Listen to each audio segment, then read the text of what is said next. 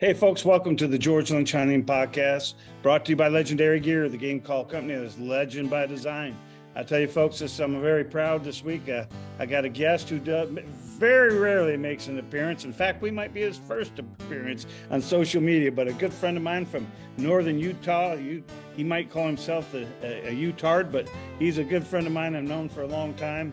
Andy Parker, he's a waterfowl guide, and he's guided big game, and he's been in the game a long time, folks, but he's a good, close friend. And I just wanted to get him on the podcast. And I think a lot of you young guys, if you listen to what he has to say and some of the experiences, there's a wealth of knowledge to learn and some things to pass on. But hey, Andy, it's good to have you on, brother.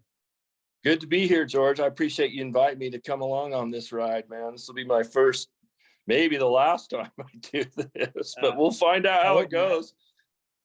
Well, just to give our folks, our listeners, a little bit of your life. I mean, this guy, you like you told me, you've kind of been the guy who kind of wavers away from social media and the attention and posting. You've been a guy who you're serious about what you do. You're very private about what you do, and it's not that you're doing things wrong. It's just that your focus in your life, you want to stay focused on, what your family, you and your family and your business and what you're doing. And I have a huge respect for that today, because one of the things that kind of disrupts me and upsets me quite a bit is that today with social media, everybody wants to be a celebrity. Everybody wants the attention, and it's not always positive attention. And no matter how great you think you are, you're going to have some numbnuts there. It's going to cut you and tell you, there are always some of the little lurches that sit in the dark wanting to make their pot shots. But I appreciate you being on. And I'll tell you what, just to give our listeners your kind of life, I called you today to get a hold of you, and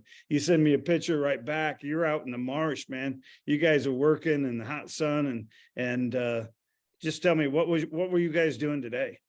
Well, we're pretty much the summer months at the club I work at are dedicated to a few projects. The big one is invasive Phragmites out here in Utah, and we've been battling.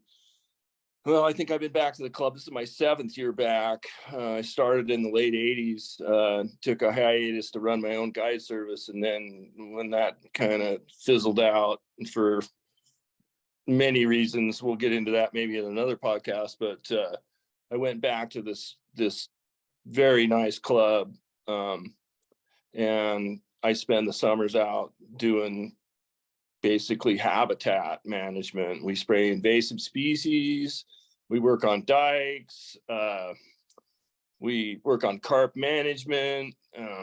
It's a giant piece of property, just a little under 20,000 acres. And it's a lot to do. So the days are long, and the mosquitoes are fierce, and the heat's ugly. But if you want to manage a piece of property to have waterfowl in the fall, you've got a lot of work to do. So I'm glad to be part of it. I've never been a taker. I try to give back as best I can, and being a part of something that's private, where you've got control over how the marsh is a nice thing for me after being a public land guide for so long. I don't know how long they've been an invasive species, or to get back, but I know when I was in Michigan, when I lived there, we had 2 prominent duck clubs in the backyard. And of course, as the crow flies, I was probably a mile from Lake Erie. And so we had these marsh areas, and in the southern Michigan and stuff, the biggest thing that they battled was just what you're doing, was the Phragmites. And the day of the years of the cattails was cool, but the Phragmites just kind of choke everything out and took over. And if I can remember, our waterfowl biologist was my neighbor, and they're really only way that they would try to eradicate the Phragmite was burning it, and that only lasted for a year.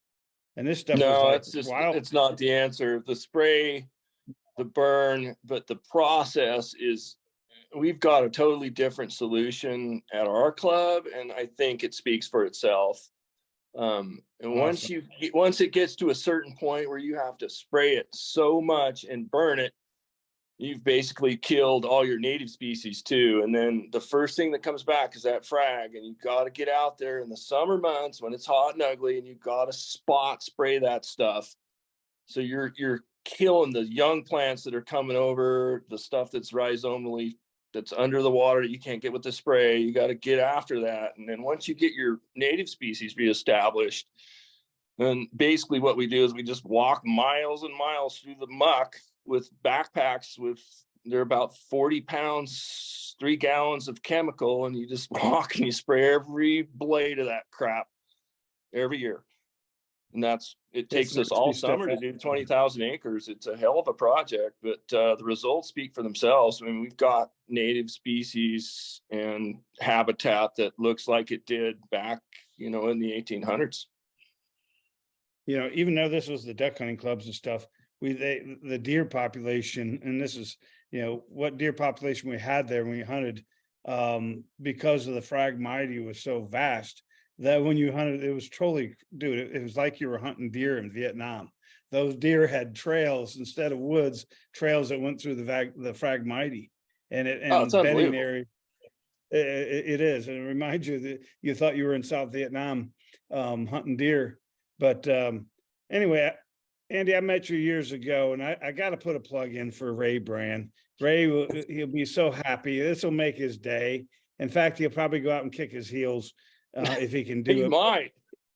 Yeah, Ray is, I'm telling you what, for years when I first came out there, and I'm gonna tell you, we can't meet a better family and 2 better people than Ray and Richard Brand, and they've always been good to me. They're like family, and they've always spoke highly of you. And I believe that you're responsible for probably Ray's passion into waterfowl that he has today, turn him into a maniac, because he's always talking about Parker.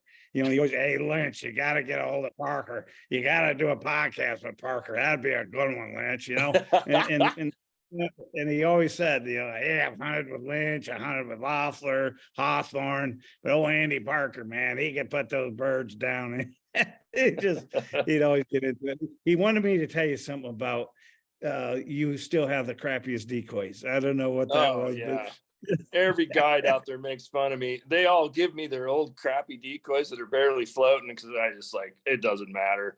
It's all about placement and calling, in my opinion. You can have fully flocked this and that, and I just slay them over those old crappy decoys. When they finally sink, I throw them in the garbage.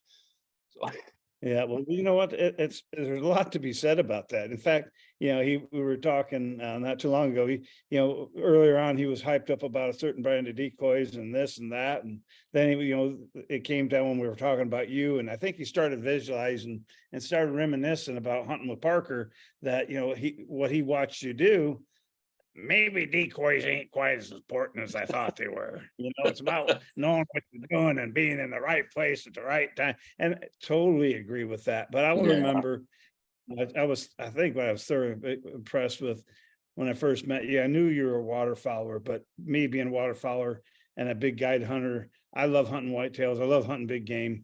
And when I saw your photo albums, and it wasn't something that you were bragging about, you threw in my face. In fact, I think it was Ray that handed me one of your photo albums with the years of the big game that you had guided. And dude, I was just saliving at the mouth. And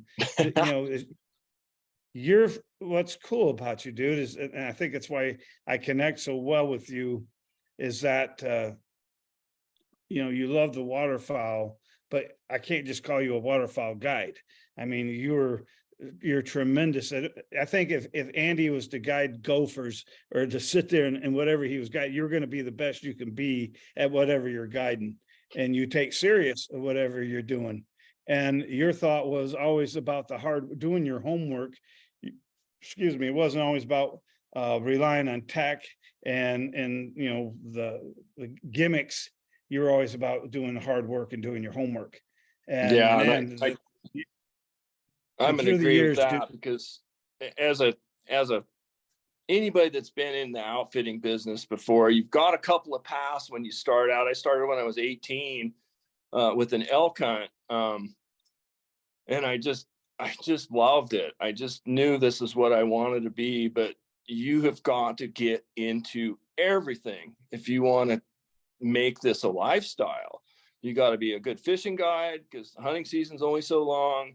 You have to be into archery because that extends your season. You got to be, obviously I was averaging about 85 guided days a year with our waterfowl program, and the rest of the time I was out scouting. So I was pretty much out 107-day season.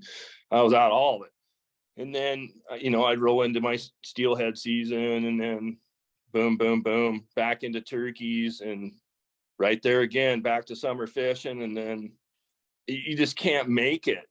And that was with odd jobs on the side. I don't know anybody that's a professional guy that hasn't pounded some nails or tied some flies or whatever you got to do to make ends meet. I was a young guy with a new family, and you work your butt off. I never had the best gear, but I had the gear that got me to where I needed to go. And the rest is hard work. I think that I agree with you. And I think your hard work ethic, one of the things that I remember talking with you, because I was an athlete and sports was a huge part of my adolescent years and growing up, and then through high school and up through there, I was really strong into the sports. And you were a huge soccer player, weren't you? I still coach a lot, man. I enjoy the coaching tremendously, and I do as much as I can after work and in the seasons where I'm not as busy. So, and I've, like I said, I've played. I was a 3 basketball, football, and baseball. The typical Midwest. But I will tell you this: I've played soccer. I've had good friends who were soccer players, and soccer is like one of those most conditioning and some of the toughest guys out there. And it's probably what instilled some of your hard work. I was a goalkeeper, so I was a goalkeeper. Yeah, so yeah, that makes a lot of sense to a lot of people who know me. Anybody put the fat guy as a goalie. We always put the fat guy as a goalie. You got to put the craziest dude in there that just doesn't care about anything but keeping the ball out of the back of the net, and that was me. So my body, yeah, I'm gonna use my whole body. Yep. That's awesome. Yeah, I remember. I can remember there was you and I, Pat and Ray. And I can't remember if I was out there. I think I was out there for the show of at the Salt Lake at the great big outdoor event. And I was judging out there, or actually I was judging that year before I blew in the contest, but it was the big show. But that's when Ray hooked me up with you, and we went out into the marsh. And I'll never forget. We went out after. I remember that we went out after youth waterfowl season used to be 2 weeks before the general season. And they just basically opened the WMAs up after youth waterfowl season. For 2 weeks, you could just access the marsh, go on a bow ride, whatever. I think we were probably a week into it. I think we went out to Howard Slough, if I remember right, and pulled over the dike and went out in the middle of that main unit, and just, man, it was spectacular. Oh, there was 50,000 birds in that lake. Our migration starts at the end of September. So by the time waterfowl season comes in, we've got a substantial portion of our birds are here for the season. And it's a different deal than a lot of y'all have back in the Midwest, where you're waiting for birds to come in with storms. Absolutely. These birds are here, and they stay as long as we'll let them stay. It was a special place back in the late 80s, early 90s when I cut my teeth as a guide. 700 and something thousand acres of public marsh and 6 million birds and not a lot of hunters. It was I'll never forget. Wow. You took us back, dude. I was in the boat with you, and maybe we were after the dike, but once we got out of that marsh, also we got in, and there was like we just rode into duck heaven, and these freaking ducks, and I'm like, holy crap. And I remember that there was a eagle or a hawk or something, an osprey, that was trying to kill one of the ducks, killing the ducks there. But I was blown away at how many ducks you had. And I found it with Ray out there a little bit. I think we'd done some goose hunting. Actually, it was a friend of Ray's that, in the business he's in, the EFIS business. Capital Builders was a customer, or actually the supplier that Ray used to get their stuff from. And I knew them actually before Ray. And I came out there and hunted a little bit with them as part of my job was to go out, what perfect person to send to get customers happy was send me out there on duck and goose hunts. But I remember there was a couple private clubs and with dikes and stuff, but we saw ducks and we hunted some of the geese, and y'all didn't really, to me, seem like you had a huge population of Canada geese, except I saw we hunted some snow geese, but I was truly impressed with Utah. I did not know Utah had the amount of ducks. And folks, if you're listening, say that was then. The ducks have all left Utah and they never come back. But the amount of ducks, they're still here, but we got a amount of lot of ducks, issues. We got a lot of issues, and I hope we can get into some of those in a future podcast. But we still got a tremendous population of birds that come through here, and obviously, I'm done with my 23 years as a public marsh guide.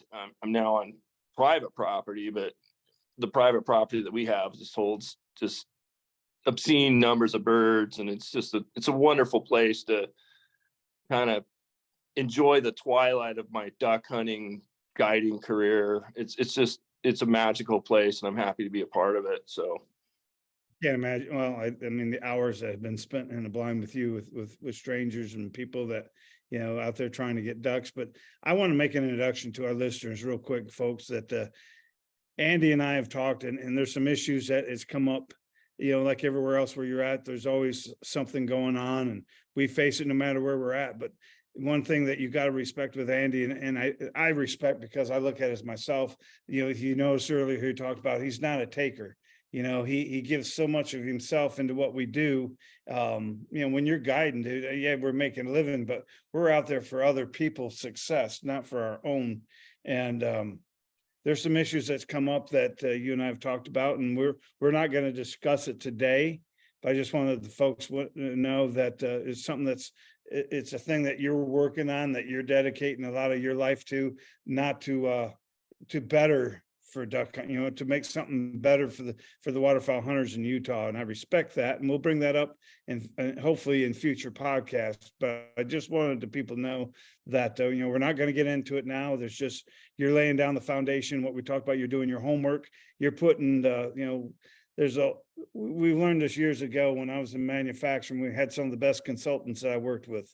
And one of the worst things you can do is tell somebody, well, why do you think that's so, Mr. Lynch? And I said, well, my opinion.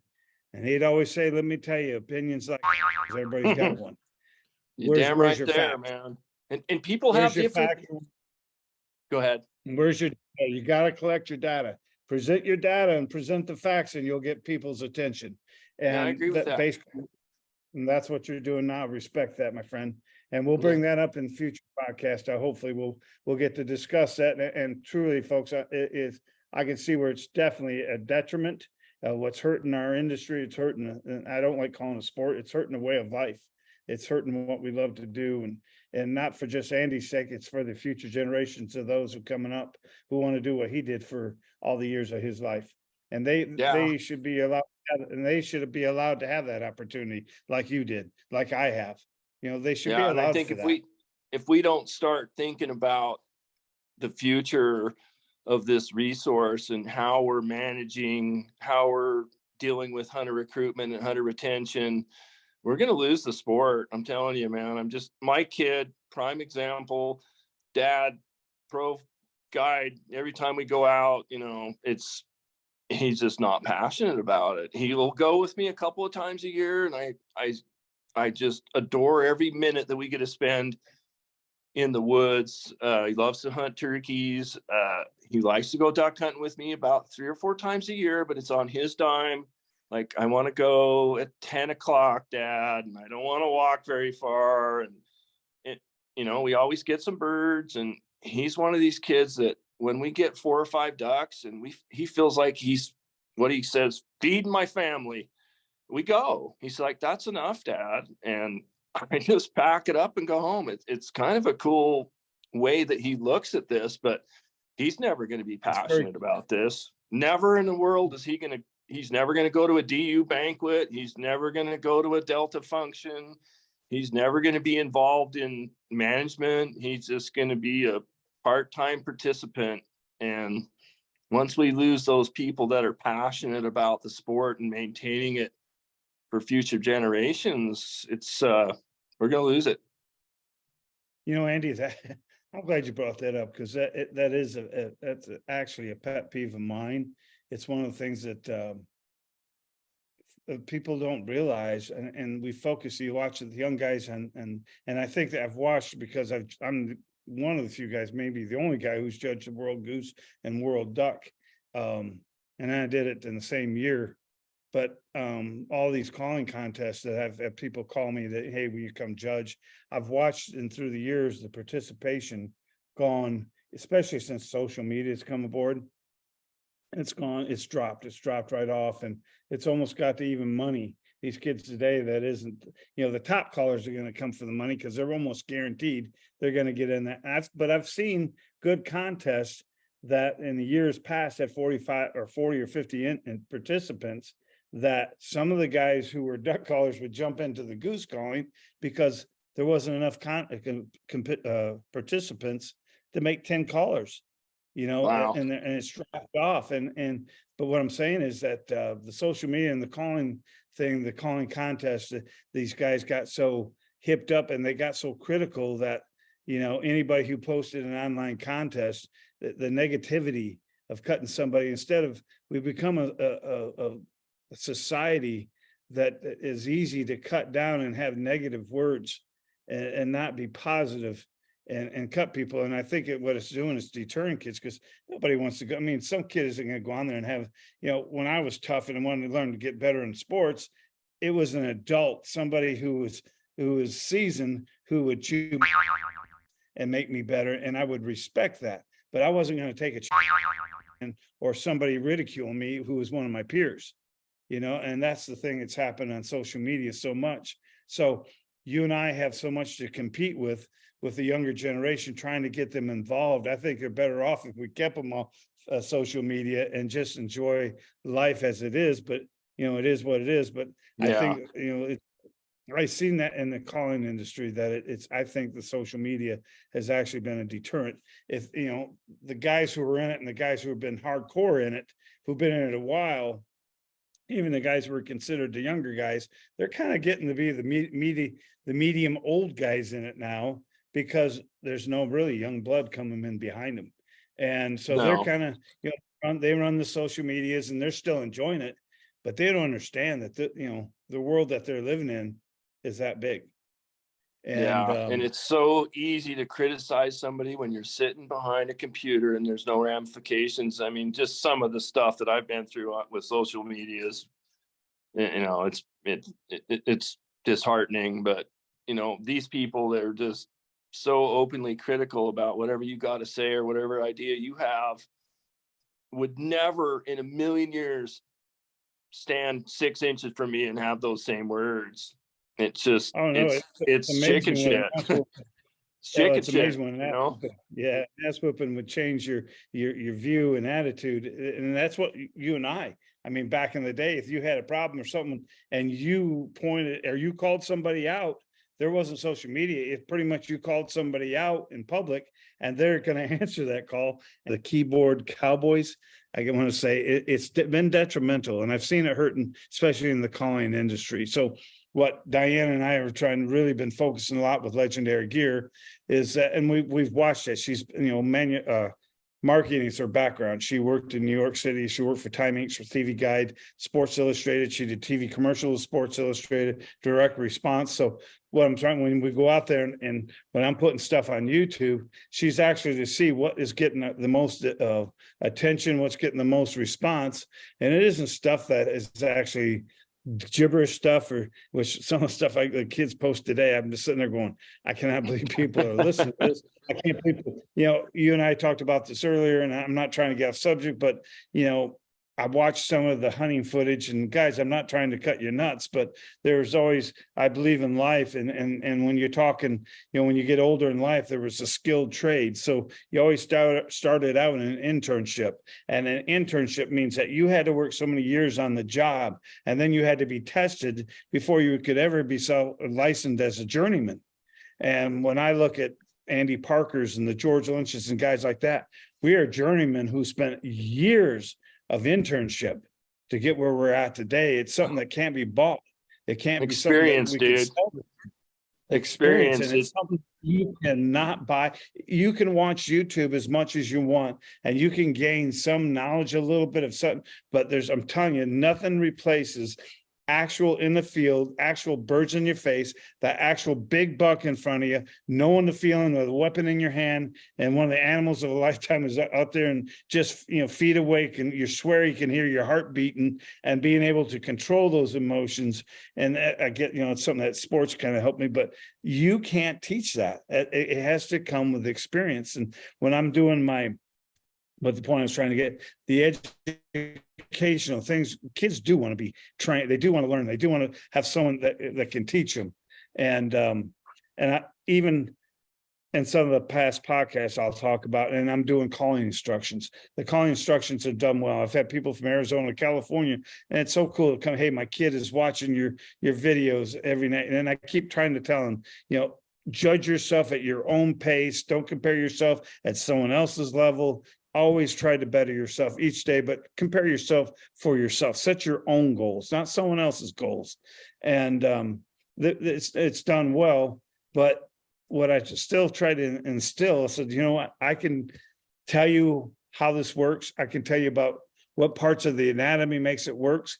I can lead you all the way up to it, but like the old analogy that I can take that horse to water, but I can't make the horse drink. And that you still have to do. I can't get into your body and force that into you, so you get the muscle memory. You don't get the, understand how everything is done up here. That still has to come from you, my friend. Yeah. That's something you can't. It's something that can't be from a remote and be clicked and be automatic. It's something that you have to adapt. You have to build the muscle memory. And that's the same way. Now I taught you the sounds. I can't teach you how to read the geese until you go out in the field, and nobody can has any program on Instagram, Facebook, whatever's out there. Nobody has a program of actual field moments that you can blow that sound and see the reaction of a goose. Nope. Unless it's real time in the field yourself. Nope. And that is how you build the experience. Yep. And man, I want to expand on that, George, because I think that you hit a subject that a lot of guys, kind of towards the twilight of my career, was like, how are you so successful out there every day? And, obviously I had days where we struggled. It's part of guiding, it's part of waterfowl, but what I relied on was my experience of X spot with X wind. And when my scouting, I knew that there needed to be a certain number of birds in a place. The wind had to be a certain direction, and I would set up my decoys a certain way. And I'd hunted these places for 20 years. So I knew going into it that I was going to be successful. Granted, somebody didn't beat me to the spot, which was pretty rare. As you towards the end of my career, I was doing some really crazy stuff. Multiple dike jumps, access in motorless areas with mud motors, and dropping the motor off and paddling out. I mean, it was just nuts what we were doing at the end, because it was just getting real difficult with people catch on. You cannot hide the sound of a shotgun shell. People hear a lot of shotgun shells going off in the marsh, and they're going to come find you. And sooner or later, your secret spots on public land are not secret anymore. So staying ahead of that game, every year I just try to find some new areas. And, you're talking about 800,000 acres of public access marsh. I didn't hit it all, and I wasn't allowed on the refuge. Just because the feds wouldn't give me a permit. But man, that was another really cool place that now that's where I like to hunt. When I go to hunt public land with my kid or somebody else, I go to the federal refuge, because I don't know what it used to be like. And I don't have that sitting in the back of my head where, man, if I went to Harold Crane or one of these other WMAs or out to the Spur or Black Rock or wherever these old haunts where I used to just crush them. And I went out there now, I'd be devastated. I'd be just like, yeah, because they're just, it's just not like it used to be.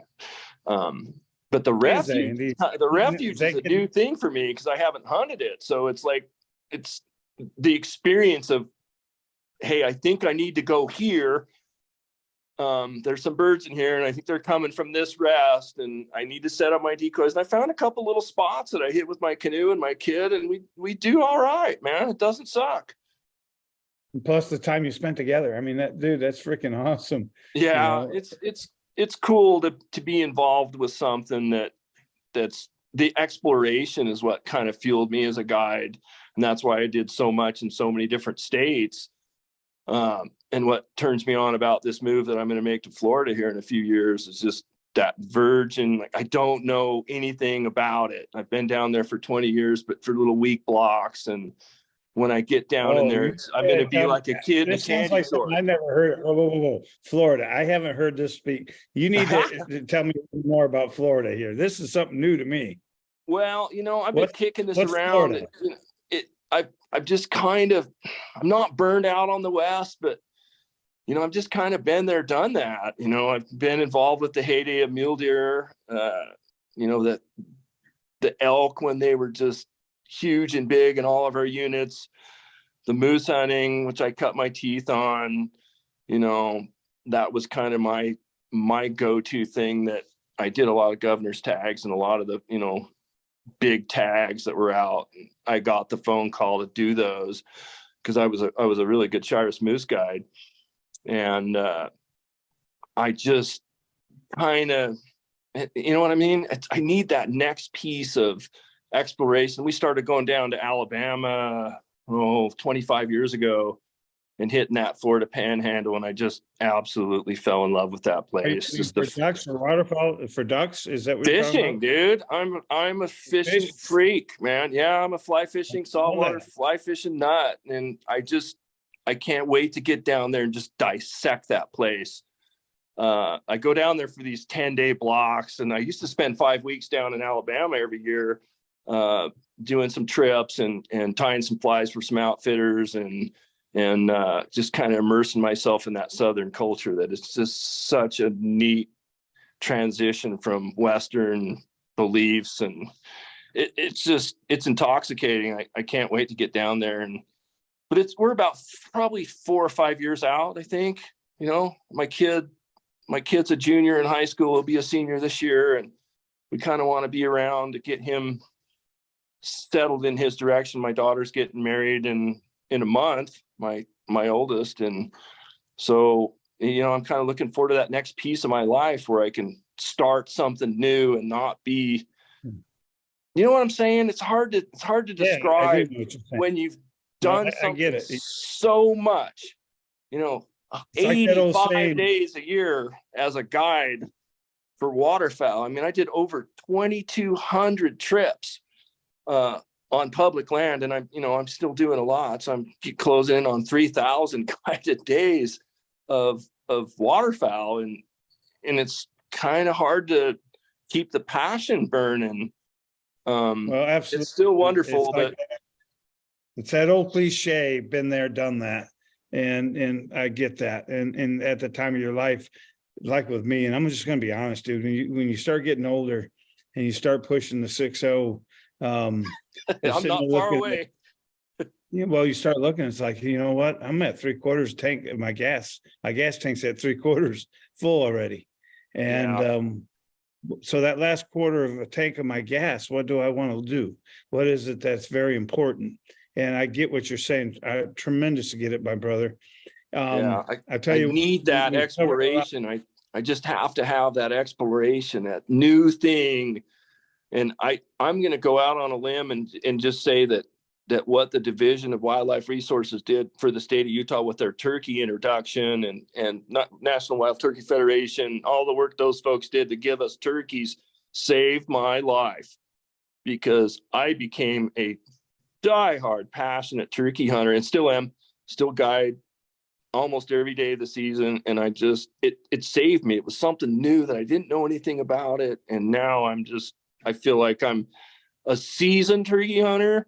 I guide, like I said, almost every day of the season for 20 years. And it's just been a magical thing to have something new to chase because if you've hunted turkeys before, they have a knack for making you look stupid.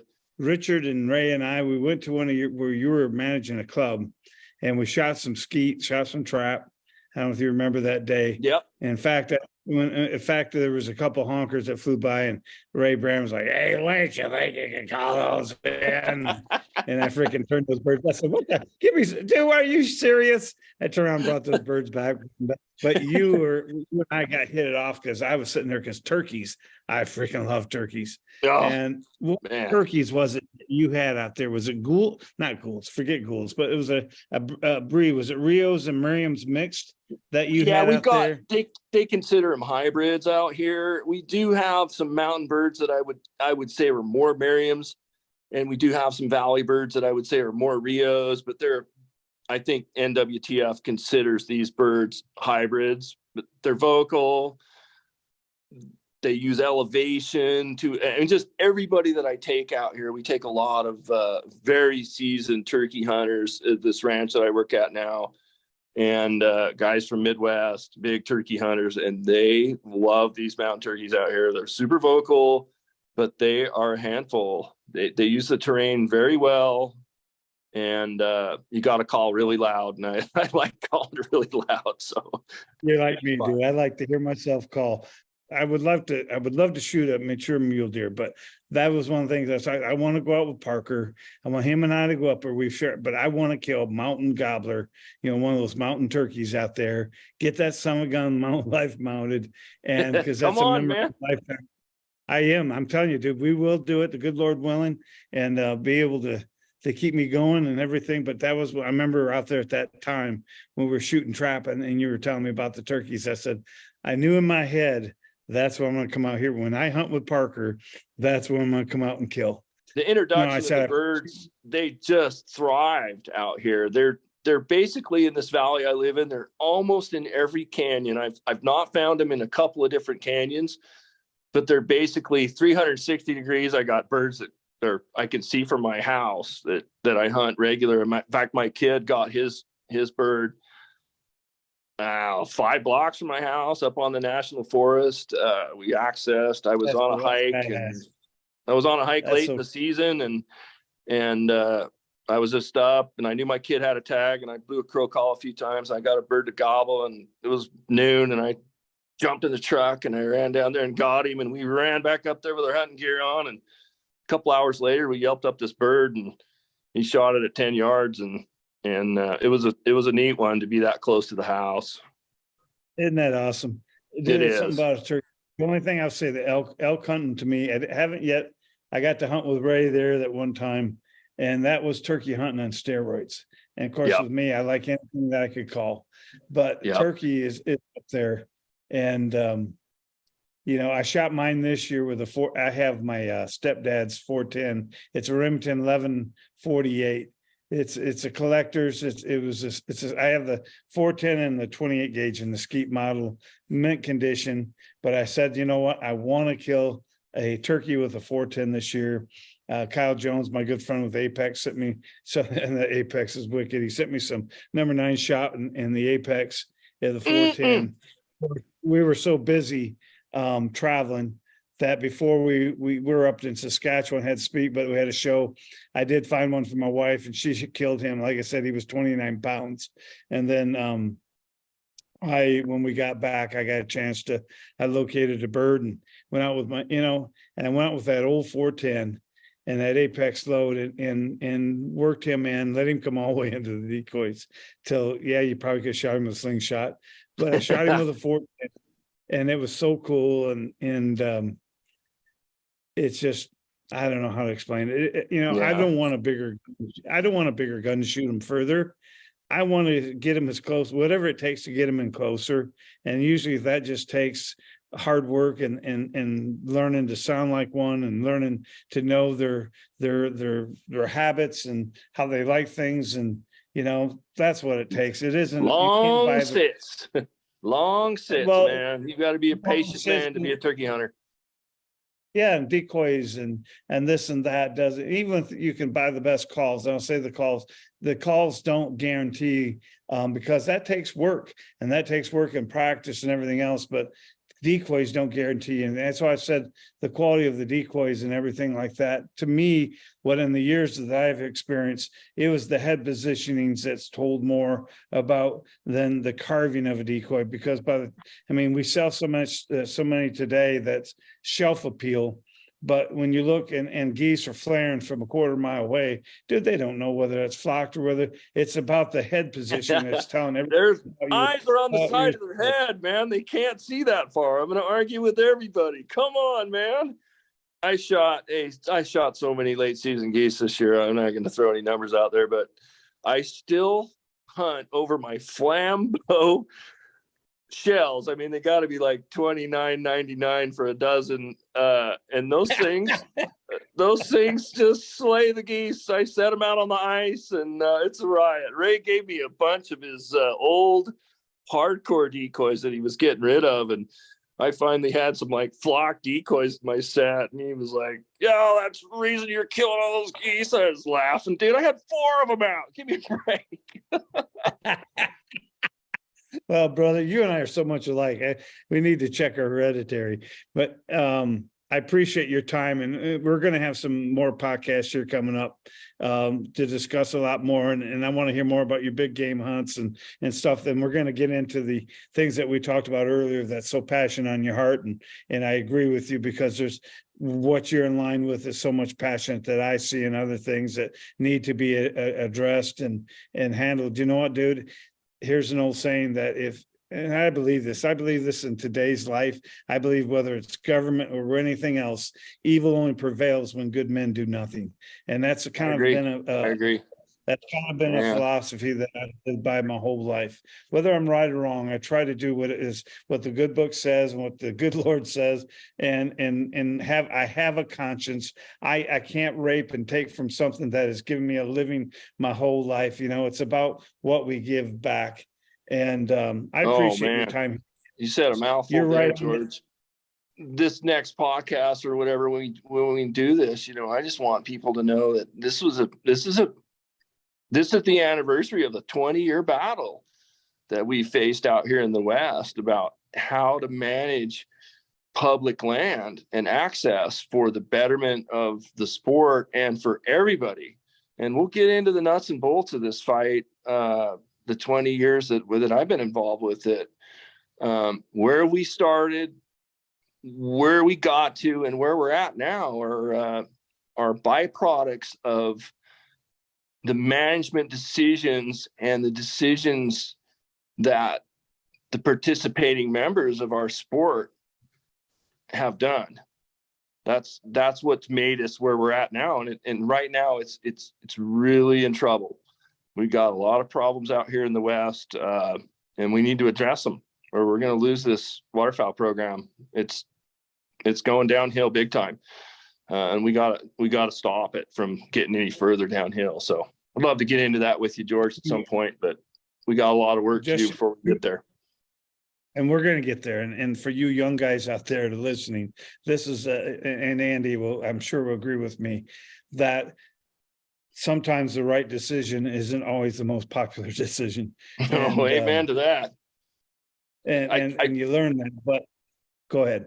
I was listening to a podcast, and I don't remember which one it was on, and somebody said something along the lines of, it's the easiest thing in the world to stand against something. Like, I don't like that idea, or I hate that guy, or whatever, and set aside your personal feelings and look at what the data, the biology, the science, and then we value the hunter opinion as well. And when we put all those ingredients together and we look at the long-term, what's best management for long-term, that's where we have to steer this. It can't be political, can't be about the group with the loudest voice. It has to be about what's right for the resource for the longest period of time. And once we adopt those practices, we're going to get somewhere where we're going to pass something down that our kids can enjoy. Without a doubt, and I say that, and I'll put this as bluntly as I can, ignorance is a common thing in this world today. Not just this country, in this world. Ignorance is a common thing. And the voice the voice of wisdom, the voice of experience is the minority. And, I'm a faith believing man, and I put a lot back, and I quote side a lot of stuff that with a good book and things I study, but I go back and back when people talk about following religion, or I'm going to call it the Christian faith, but following Christ mentioned right in the book, he says, whoa, let me tell you something. If you follow me, it's not going to, I promise you, it's not going to be a bed of cherries. The world hates me because I'm not of this world.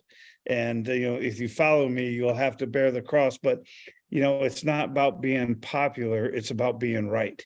And that's what my life is. I've always told my kids, I said, if you only learn one thing from your old man, if he passed away, and all the bull BS stories I've told you, if you can only remember one thing, it's about work hard for what you do, become the best at what you like to do, but become the best at that, and work the hardest and work harder than the next person.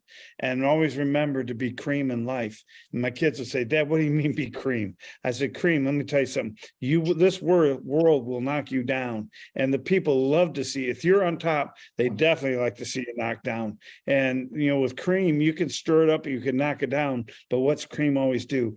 It rises back to the top. Always be cream in life. Remember those. I love that, dude. I'm going to steal that material all day long. There's always people who want to stir you up and knock you down, but let that go. Let it flow off. Never let it change who you are. Andy Parker. Waterfowl people are the worst. I swear they're the most jealous, petty group of people out there. I swear it's incredible. If you have any success at all, there's going to be an army of guys out there trying to cut your legs off. Yeah, it's amazing. I put Democrats right next to him. No, I was just joking. I'm joking. People, don't write me in death threats. I have to hunt you down. No, I'm joking again. I love you, Andy, George, man. Yeah, I love you too, buddy. I appreciate your time. You're like a brother to me, not the brother in the brotherhood of the hunting, and we share so much. And we haven't spent time together in the blind, but we've spent so many hours of our own doing what we love to do. And we've worked that internship, and we've worked the journeymanship, and so I can relate so much to what you're saying and respect how you feel. And I know. I totally respect for someone who has done what you've done at the top of your game, yet has the humility and is humble about what he's done. But he's been humble because he's been smart of trying to portray. I appreciate that so much. I will get you on here again. We're going to talk some more about I want to get in more of that, because we haven't even touched that. Back years ago, you sent me a set of guts. That was your style. Everyone has a style of calling geese, and whatever works, whatever you think. But Andy Parker had a style. And I remember Ray told me before, man, Parker's got the style, what he does, it works. And you had designed a set of guts, and we had kind of went back and forth. But I want to get in another podcast. We're going to talk about, what was your style and what was different. But you did. It wasn't because it was a contest style. It was something that worked out in the field where you're at. Different. If you hear this goose call, you'll be like, that's so different. And I've given a few sets of guts away. You were the one that really helped me, because I stole the front end of one of your best calls, one of your Lynch calls. Yeah. And I made the back end, and I don't want to get into the nuts and bolts of it on this podcast, but making your own calls was kind of a brotherhood that we had together. I designed this call, and I went to my machinist buddy, and I just bugged the shit out of that guy until I got this set of guts right. And I still have that set of guts. That's the set of guts that I blow today. It's very unique. It's very different. The cadence is completely, you just can't do some of the things that you can on any other call, and it works. It's different, but it's real. It's different in the calling world sequence, maybe, but in the goose, why it works so well. I mean, in the goose world, it was pure goose. Yeah, they just suck it up, man. They still do, man. It's funny. People go out with me all the time. It's like, dude, you're shooting those geese over those crappy decoys because you're making the right noises.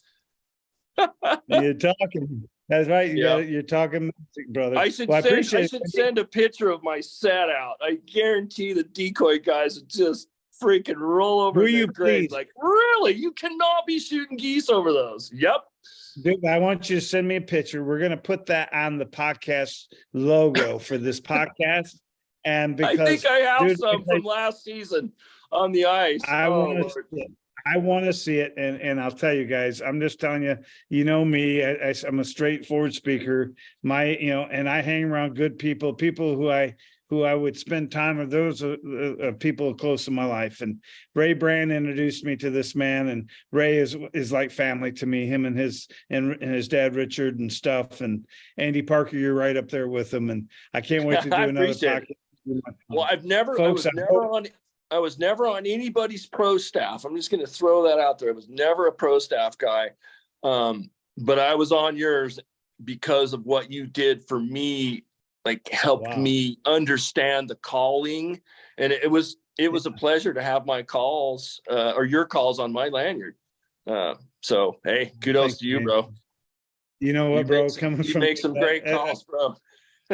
That makes the world to me. Folks, I hope you enjoy this. If you like this, subscribe to it. Diane has this on like 9 different servers. I'm just a redneck. I can't tell you which servers are on there, but she's got them on a bunch. I hope you like it. Share it to your friends. I always said, if there's anything out there you want to hear about what we, talk about, email me, text me, reach out on Facebook, whatever social medias. I'll talk about anything. I love to talk anything about hunting. If there's any products out there and stuff like that, just reach out. But, share it to your friends and hit like, and I can't wait to get Andy on another podcast. We will get him on here. And I think you folks are going to enjoy hearing some of the experience and some of the things that he's done. And until then, Andy, I hope everyone hunts safe, hunts smart, and may the good Lord be your guide. Appreciate it, George, man. Well, I'll be out there, rain is shining, all a part of the great design. Bring it on, I can never get enough, because that's what legends are made of.